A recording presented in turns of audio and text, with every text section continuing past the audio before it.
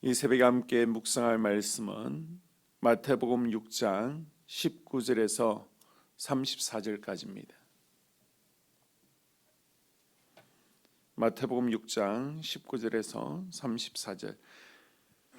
너를 위하여 보물을 땅에 쌓아두지 말라. 거기는 좀과 동록이 해하며 도둑이 구멍을 뚫고 도둑질하느니라. 오직 너희를 위하여 보물을 하늘에 쌓아두라.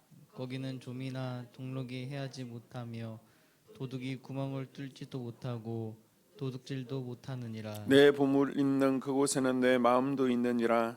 눈은 몸의 등불이니 그러므로 내 눈이 성하면 온몸이 밝을 것이요 눈이 나쁘면 온몸이 어두울 것이니 그러므로 내게 있는 빛이 어두우면 그 어둠이 얼마나 더하겠느냐.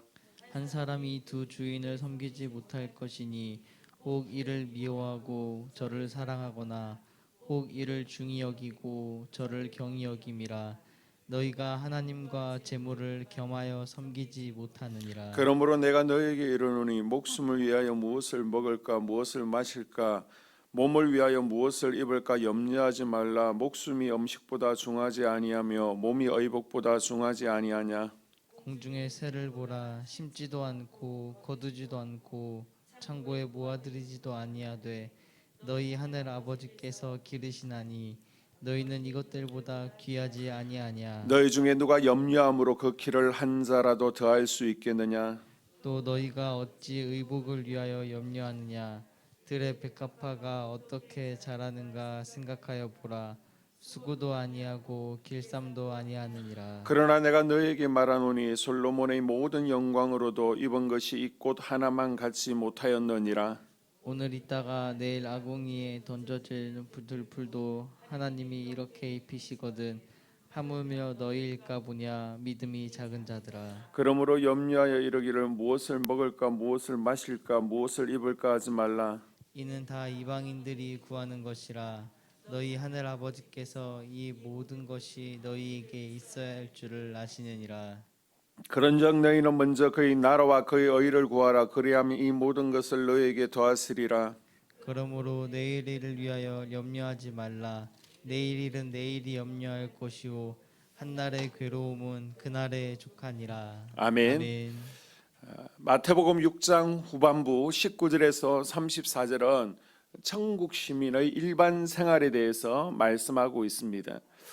예수님께서는 우리에게 참된 신앙생활을 방해하는 세 가지를 말씀하시는데요. 그 첫째가 물질의 문제, 두 번째가 염려의 문제, 세 번째가 남을 비판하는 문제입니다. 만일 우리가 이 세상을 살아가는 동안에 이 세 가지에서 해방될 수 있다면 우리는 천국 시민으로서 합당한 자질을 가지고 이 땅을 살아갈 수 있다라고 예수님께서 말씀하시는 거예요.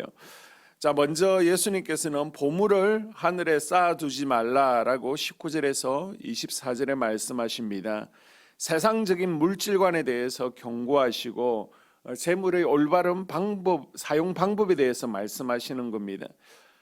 당시 유대인들은 물질적 풍요가 하나님의 축복이다. 물질의 풍요와 하나님의 축복을 동일시했습니다. 그래서 재물을 축적하는 일에 관심을 두었지만 예수님께서는 이것을 지적하시면서 재물을 모으는 것보다 올바른 사용에 더 주의를 기울여야 된다라고 말씀하시는 겁니다. 예수님께서 보물을 하늘에 쌓아두지 말라라고 하는 의미가 무엇입니까?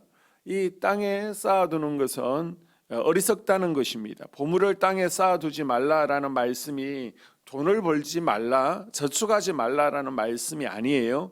이것은 보물을 가지고 땅을 위해서 사용하느냐 아니면 하늘을 위해서 사용하느냐라는 문제라는 것입니다.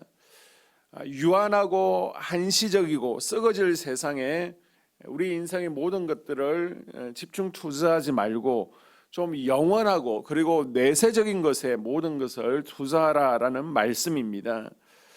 성도가 보물을 땅에 쌓아두지 말아야 될 이유에 대해 본문은 땅에는 좀과 동록이 있다, 도둑이 있다라고 말씀합니다.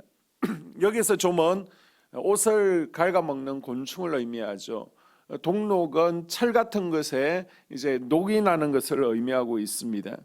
이것은 세상의 재물이 썩기 때문에 영원하지 않다라는 것을 예수님께서 말씀하시는 겁니다. 그리고 예수님께서 땅에 보물을 쌓지 말라라는 말씀은 우리 마음을 하늘에 두기 위해서입니다.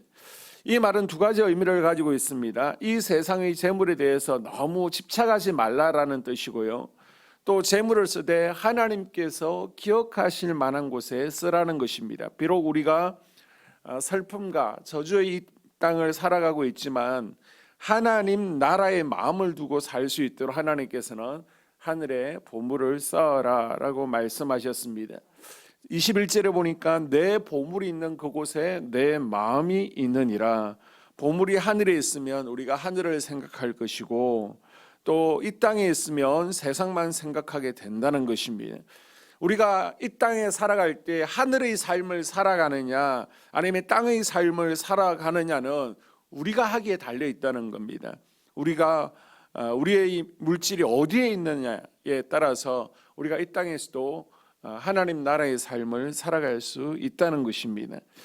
또 두 주인을 섬길 수 없기 때문이라고 예수님께서 말씀하시죠. 24절에 한 사람이 두 주인을 섬기지 못하나니 너희가 하나님과 재물을 겸하여 섬기지 못하느니라.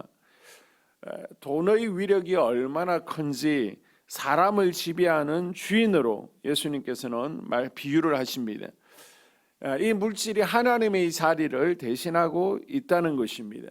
우리의 주인은 오직 하나님 한 분밖에 없는 줄로 믿습니다. 그리고 그 하나님께서 우리에게 이 땅을 살아갈 때 하나님 나라를 확장하고 세워가는데 청지기로서 우리에게 주신 것들입니다.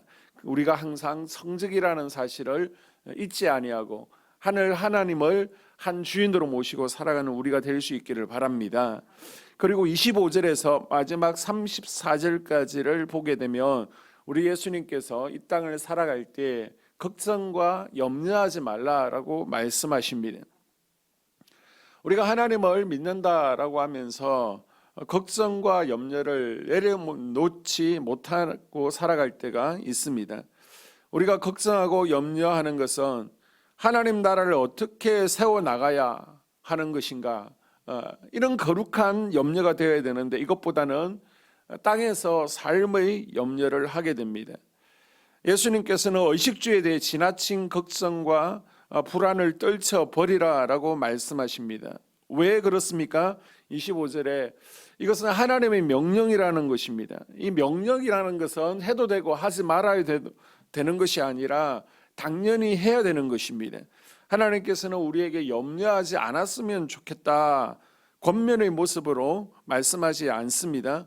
염려하지 마, 명령입니다.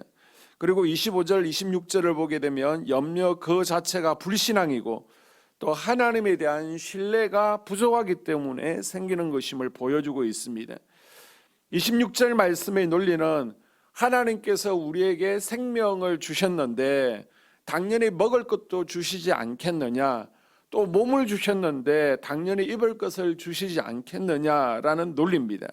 그래서 염려의 문제는 환경의 문제가 아니라 신뢰와 믿음의 문제라는 거예요. 그래서 똑같은 환경에 처했을지라도 어떤 사람들은 걱정과 염려 가운데 살아가고요, 어떤 사람들은 하나님께 감사하며 그 뜻을 찾으려고 한다는 것입니다. 자, 27절에 보게 되면 너희 중에 누가 염려함으로 그 키를 한 자나 더할 수 있느냐. 염려해봤자 얻을 게 없다는 것입니다. 무의미하다는 것입니다. 예수님께서는 현실과 미래의 문제에 대해서 염려하기보다 먼저 그 나라와 의를 구하라 라고 말씀하고 있습니다. 하나님께서는 누구보다 우리의 필요를 잘 아십니다. 우리의 생존을 책임져 주시는 분이십니다.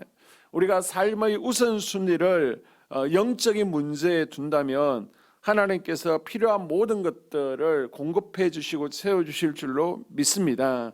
세상의 모든 염려는 주님 앞에 내려놓고 오늘도 쓸 것과 먹을 것을 채워 주시는 주님을 신뢰하며 우리가 우리 영혼을 먼저 돌아보고 먼저 그 나라와 의를 구하는 우리의 삶이 될 수 있기를 주님의 이름으로 축복합니다.